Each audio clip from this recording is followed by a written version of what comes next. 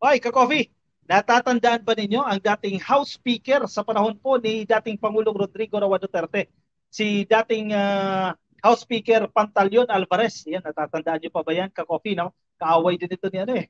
Naging kaaway din ito ni VP Sara. Abay, meron po itong hirit kay Pangulong Bongbong Marcos.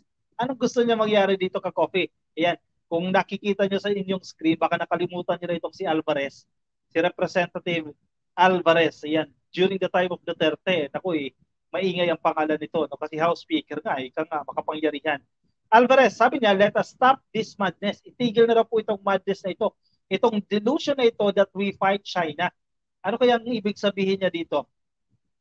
Former House Speaker and incumbent Davao del Norte Representative Pantaleon Alvarez urged the government, yan, hinihimok niya po ang gobyerno na i-prioritize po yung mga crucial domestic issues. Ibig sabihin, yung mga problemang nararamdaman natin sa loob ng Pilipinas o dinaranas natin ng mga problema, yun daw ang pagbigyan ng focus instead of engaging in territorial disputes with China in the West Philippine Sea. Yan ha, first line pa lang yan, ka-coffee. Ang pinupunto niya dito, mag-focus tayo sa mga problema dito sa loob ng Pilipinas at wag doon sa disputes natin with the international community, particular po itong China sa laban natin sa West Philippine Sea. Pero syempre, sasabihin ng netizens, hayaan na lang ba natin na binubomba ng tubig ang mga banging isda natin sa ating teritoryo? Hahayaan na lang ba natin na nagtatayo ng kung ano-anong mga uh, struktura ang China dyan sa ating teritoryo? Yan ang mga argumento na to counterattack itong claims ni dating Speaker Pantaleon Alvarez. Alvarez said President Ferdinand Marcos Jr. Yan, ha, should redirect the focus and energy of the government toward building a stronger and more resilient nation. Ayan ang kanyang hamon kay Pangulong Bongbong Marcos.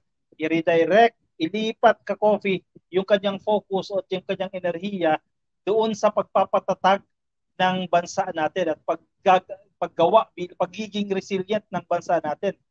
While it is true that international relations are undeniably important, our primary duty lies in ensuring the prosperity and well-being of our people. Let us stop this madness and delusion that we fight China in an armed conflict as part of the front line of U.S. geopolitical interests, Alvarez said. Ano sa tingin ninyo, ka-coffee? May punto? Walang punto. May punto ba? Ilagay dyan sa ating comment section. Siyempre, Duterte ito, ka-coffee. Pro Duterte ito. Huwag natin kalimutan, iniwan din ng mga Amerikano ang Ukraine, Iraq at Afghanistan. I believe that by channeling our efforts towards addressing domestic challenges such as poverty reduction, food security, inflation, among others, we can build a more stable foundation for our nation's future. Excuse me. Anong sa inyo dyan, ka-coffee? Anong masasabi nyo dito sa hirit na ito ni Pantaleon Alvarez? Ang take ko dito, may punto. May punto rin naman, ka-coffee, no? Pero syempre, yung, kumbaga, titimbangin mo yan, 40% may punto, 60% medyo hindi rin katanggap-tanggap, di ba? Bakit natin nasabi? Okay, personal take ko lang ito, pwede mag-iba-iba tayo dyan, ka-coffee, no? May punto rin naman na ayaw natin mag-engage into armed conflict with China. Definitely, no? Kasi syempre, maging maingat din tayo sa mga suportang ginagawa ng US. Kasi tulad ng sinabi natin kanina, hanggang saan tayo susuportahan ng US. Pero, on the other hand naman, hindi lang din naman natin pwede hayaan na unti-unti, wala na tayong kamalay-malay. Malaking bahagi ng ating teritoryo dyan sa West Philippine Sea, eh, may mga structures na ang China. Yung kanyang claims dito na i-focus natin yung energy sa inflation, pag-itutok doon sa pag-reduce ng poverty, simultaneously, ginagawa yan. Kaya nga may mga departamento tayo, no? Iba't ibang kagawaran, iba't ibang eksperto na nakatuon doon sa mga issue na yan. Ganoon din sa issue ng West Philippine Sea. May mga authorities tayo, may mga ahensya tayo na nakatutok dito. Pero yung claims niya na parang itigil na ito o i-redirect na lang ito, mukhang hindi naman dapat. Nahayaan na lang natin na ipagpatuloy ng China ang kanilang ginagawa. Kasi kung walang ingay na ganito, hindi natin naririnig itong ingay na ito, eh, magugulat na lang tayo. No? Naging probinsya na nga ika tayo. Huwag natin isuko itong teritoryo. In the first place, nasa saligang batas natin yan. Nasa constitution natin yan na we have to protect our territory. Eh syempre, ginagawa na rin naman yung pag-address dito sa ibang mga issue. Alvarez said the Philippine government had been protesting against China over a series of altercations between the Coast Guard of both countries in the West Philippine Sea. However, he clarified that his suggestion is not a retreat but a strategic move to foster a more diplomatic and cooperative relationship with neighboring countries. Nagpapatuloy din naman yan. Lahat ng bagay nasa tamang oras. Huwag kalimutan, external power is an extension of domestic strength.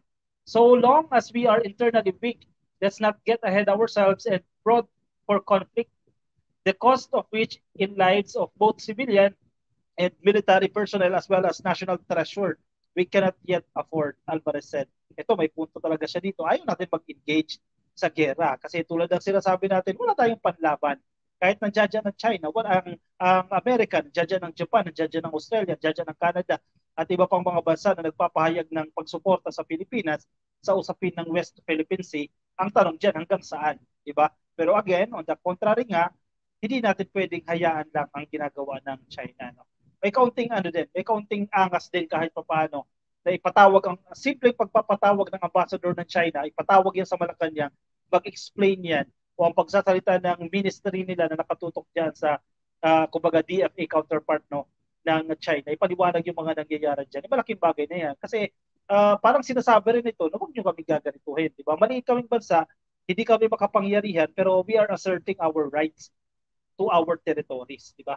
Kasi pagtupad din yan sa konstitusyon natin, sa saligang batas natin yan. If the decision of the government is to keep on challenging China instead of seeking a balanced and sound approach that prioritizes national interests, Alvarez said, I guess it is better to advocate for the independence of peaceful people of Mindanao and free the people of the South from a miserable devastation as dictated by the North so that we Mindanaoans can be allowed to chart our own destiny. Barb. I suggest that they should think thoroughly their decisions. I am of the position that it is better for the government to provide more jobs, ensure food security, and ultimately develop the economy for the betterment of our Filipino people. Anong ibig sabihin yan? Hindi ba ginagawa ng administrasyon yan? Ginagawa din po yan simultaneously. Kasabay ng pagdepensa natin sa ating teritoryo, nandiyan pa rin po ang ating presidente sa pagbibigay ang administrasyon, not only the president, no? The entire administration in providing more jobs to the people. Makikita naman ninyo, nagre-reflect sa figures yan, bumababa ang unemployment rate. Pag-ensure ng food security, ganoon din naman. Aktibo rin itong Department of Agriculture para ma-sustain itong mataas na production, no, para sa food security na hangarin natin. At pag-develop ng ating economy, tuloy-tuloy din po yan. Pag-develop ng mga digital infrastructures, pag-hikayat sa mga investors na pumasok kayo dito sa Pilipinas at dito kayo mabuhunan. Ang punto natin dito, itong mga gustong gawin ni Alvarez na dito na i-focus, simultaneously, ginagawa na po yan ng ating administrasyon. Pero hindi naman pwede na dahil hindi natin kaya ang China, kalimutan na lang natin yung ating karapatan dyan sa China. Yun ay hindi naman dapat. Anong say ninyo, ka-coffee? May punto? Walang punto. Anong punto? No, kayo din, anong inyong opinion dyan? Again, sinasabi nga natin, magkakaiba tayo ng punto dyan, ilagay nyo yan dyan, binabasa natin yan, ang inyong mga opinion. Mami Shelley D, hay nako ha, pressing pa rin ang West Philippine West Philippine Sea issue dito ha. No, kaya pala siya pinatalsik kasi bugok mag-isip, sabi ni Mami Shelley D, no? Kasi syempre nag-iusapan din dyan yung hatian ng term bilang House Speaker, no? At medyo hindi rin naging smooth yung transition dyan sa House of Representatives. Shofi, ay, balib din yan si Alvarez, aha, wala din alam in terms of national security, nakikisaw-saw. Kung si Gibo Teodoro ang harapin nito, naku, wala itong panama kay Gibo Teodoro. Walang punto, sabi ni Simply Talkies, walang punto ang pinagsasasabi niya. Host, sabi ni Shopee, no? Walang punto. Rosalina Gonzalez, good evening po sa inyo. Ma'am Cecilia Peña, ano pa nga ba ang ginagawa ni PBBM? Kaya nga lagi na nalabas ang bansa ang Pangulo para mapabuti ang ekonomiya ng bansa. That's one point, no? Na di rin dapat pabayaan ang issue ng West Philippine Sea. Yun yung ang argument natin dito eh. Simultaneously, ginagawa ito. Kaya nga nandiyan ng executive, di ba? Iba't ibang branches yan. May kanya-kanyang expertise yan. May kanya-kanyang pinagtutunan yan ng pansin. Bakit di ba pwedeng gawin all at the same time? Si PBBM ba ay nandun sa West Philippine Sea para magbantay sa West Philippine Sea? Ayan nga, nakapagpasok pa ng investment from APEC, sabi ni si PBBM, sabi ni Ma'am Michelle D. Correct. Nilda Galvez, hay nako, yan si Alvarez na hindi lang naman talaga nakafocus ang gobyerno pero halagahan lang ng gobyerno, depensahan ng ating karapatan. Carl Lyndon Rosal, oy, tingin ko, hindi na papayag ang mga Pilipino na boboto pa ng mga politikong pro-China. Parang mahabang panahon na rin kasi ka-coffee, no? Hinayaan natin mag-develop yung mga ganyang strategies ng China. Bobong senador, trapo talaga mag-isip. Actually, hindi pa senador. Dakila Fox, no? Mambabatas, no? Congressman. Baka China din ang bugok, ha? Huwag suportahan sino mang mga pro-China, mga taksil. Basta mga pro-China. Ang lalim ng mga taksil dito ni Bobby Shelley. Anyway, sige, anong sa inyo dyan? Lagay sa ating comment section, no? Ka-coffee. Bilis ng oras, ha? Nakaka-32 minutos na rin po tayo. Ako ay pansamantala mo na magpapaalam, no? Sumasakit yung ating likod. Kung nasa Facebook po kayo at hindi pa kayo naka-follow, hindi pa kayo naka-like, click lang po yung follow at like. Kung kayo nasa YouTube, ay i-click lang po ang subscribe. Alright, sige. Ako yung magpapaalam na sa inyo. Ilagay lang yung mga opinion, reaction dyan sa ating comment section nang nababasa rin po yan ng iba nating mga ka-copy. Alright, kayong araw po ng Martes, paalam po sa inyo. Magkita-kita ulit tayo. Michelle, hindi anak, pumayat ka ata. Hindi ma'am, tumaba. Actually, tumaba. Kita-kita ulit tayo ulit tomorrow, no? Wednesday, hindi, Thursday, no? Maraming salamat sa pagsama sa akin. Ingat po kayo. Good night, everyone. Bye-bye.